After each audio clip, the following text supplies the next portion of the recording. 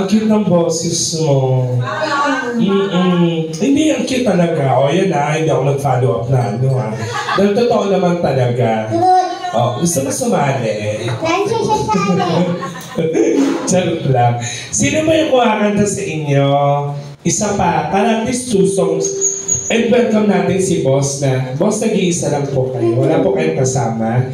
Mag-enjoy lang po kayo dyan, ha? Okay. Sino pa kakanta? Ikaw? Halika dito. Halika dali. Ano? Baka pag-utos ka, parang ano itong tangkad din eh. Halika dito. Yan. Wala akong kapatid na mali. Dito ka. Yan. Anong pangalan mo naman? Harold. Harold! Ilan taong ka na, Harold? 20. 21. Ano ba? 21 ka na? Tari ng buhok mo, mukhang buhay na bulbul, May bangs ang hapon. May girlfriend? Wala. Ano yung ano yung medyo? Toknat na. Kayo mga lalaki talaga, no? Kawawa mga babae sa inyo. Pag tasitirahin, iiwanan nyo. Kapag ito tinira mo, di ba?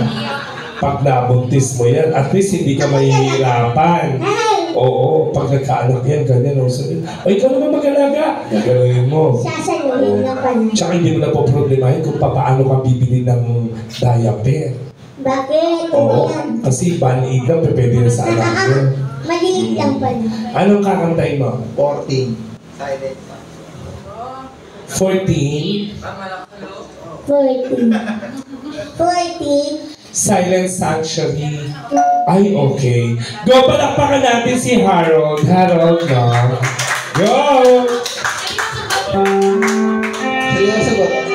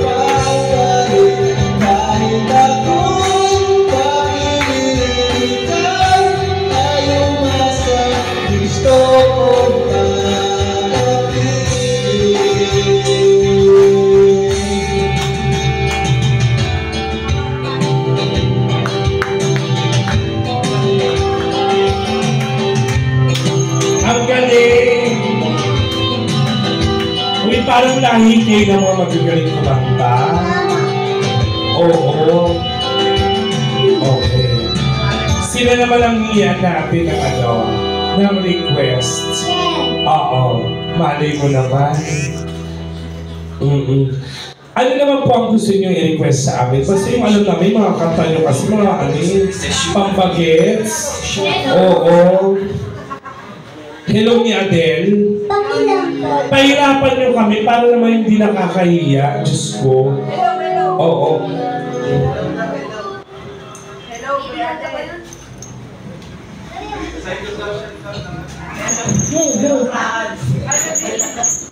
Psychosocial daw. Oo, yun ang PWD ko. Psychosocial. Oo nga. Psychosocial. So may mahirap. Oo, yung mahirap. May magiging ako Ang mahirap. Katulad ng, mali mo, maanuan namin, matamaan namin yan. ano to, puro death metal. Huwag naman yung gano'n, tingnan mo yung itsura ko. Oh. Nag-effort ako, bumili pa ako sa Ayala Feliz ng idadamit ko dito. Ay, talaga ba? Tapos, Supreme flow. Supreme up daw. huwag mo nilalait dyan, 16,000 yan. Diba? Ano, gusto mo ba? Gusto mo? Hindi nga. Mapagbigay kaya ako. Ano part dyan ang gusto mo? Charot na. Anong mga kanta? O yung pero in fairness, hindi galing na kumanta, ha? Kanta ulit kayo mamaya, ha? Shallow. Shallow. Sige. Sana mo yung shallow. Alam mo kung hindi lang namin talaga gusto kumain ng Paris, hindi namin kayo kukulitin. Totoo. Oo. Shallow. Masarap. My heart Shalalala. Ayun na naman yung shadow na yun. Naalala ko na naman. Isa Pangasinan. Pero ngayon, maganda yung kinanta ko yung last week eh. Go! Hey! Malakas. So,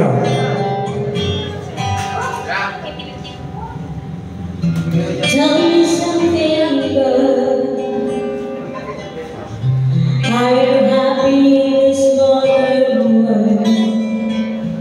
Or you need more? palakpakan everyone. Is there something else you're searching for? Oh, man. You know when the times I find myself alone.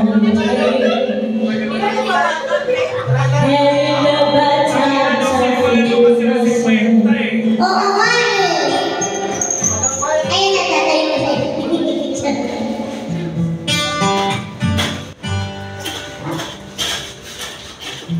Tell me something more.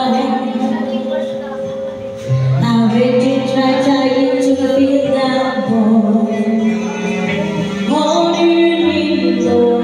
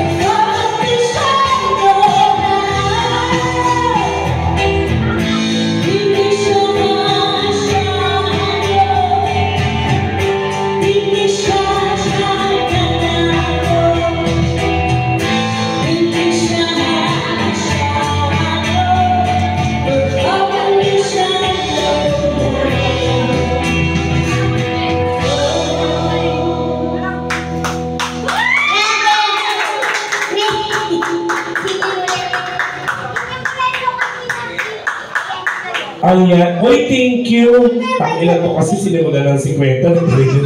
Bago mapuno to, hayop kayo. Siguro 100 kanta kakantain namin. But anyway, oy, thank you po sa oy, pwede kayong kumanta dito, ha? Baka ikaw din, sir, ha, na nag-iisa. Again, every Monday kami po ni Raina dito ang performer, si Raina at saka ako. At saka inaanyayahan ko po kayo panoorin kami, of course, sa ABS-CBN Channel 2. Si Raina pwede niyo mapanood.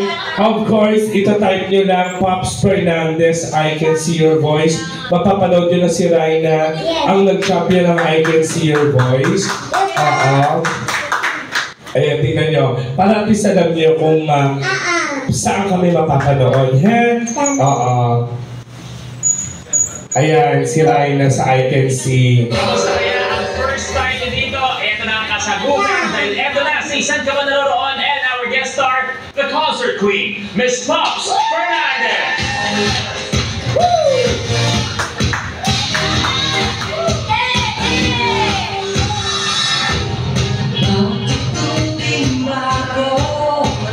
Bawat sayaw pang disco para subukan ko. Laging ganado lumang sayaw na puso para sa'yo na ito. Tuwing ang tawag dito. Ayan, si Raina. Palakpakan nyo. Ayan. Ako naman, kung gusto nyo ako mapanood, mapapanood nyo ako sa Rated Corina, sa Mission Possible, at sa Palak na Papapasalamatan, of course, tatlo. Yan. Sa selebrasyon ngayon ng pagdakila sa ating mga haligi ng tahanan, hatid po namin sa inyo ang mga natatanging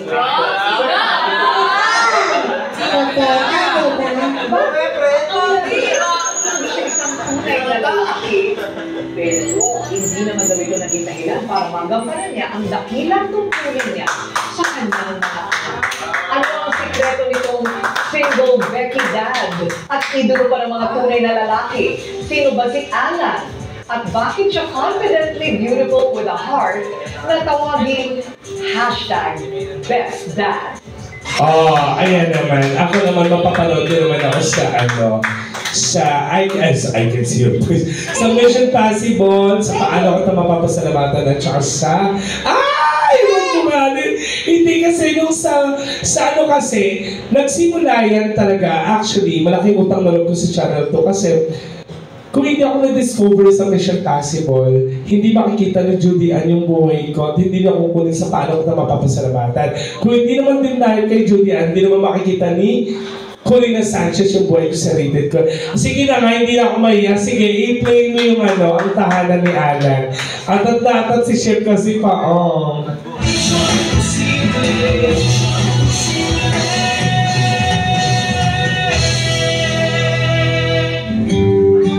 Ako yung tipo ng tao na once na nasa entablado po ako, kailangan kong kalimutan lahat ng problema kung anong meron. Siyempre, artista na kayo nagbago na po ka. Ang pangit ko before! Ilan ng saya na yung dinudulot ko sa kanila. Nagmimistula po akong maskara. Maskara na nakangiti sa harap ng mga ibang tao, pero pagdating po na matatapos na yung show ko, nandun pa rin po at babalik pa rin po yung problema kung anong meron ako. Yung mga anak ko yung dahilan kung bakit patuloy ako lumalaban sa mga problemang kinakaharap ko. Yung mga kinupkup ko na hindi ko naman kadugo. At higit sa lahat, yung nanay ko. Kaya kapag may show ako, binibigay ko yung 100% ko. Kakailangan siyang master Ayan, ha? sa kanyang Sana kasalanan kami no? at hindi rin pangkaraniwan. Wag na akong pangit ko dyan! Ang pangit ko dyan. And I'm proud na taga-taytay ako. Hindi ka, gano'n pala talaga, kasi ang pangit, kasi yung pandemic kasi, hindi naman sa pag-aano, nagtitinda ako ng palito sa barangay San Isidro. Oo.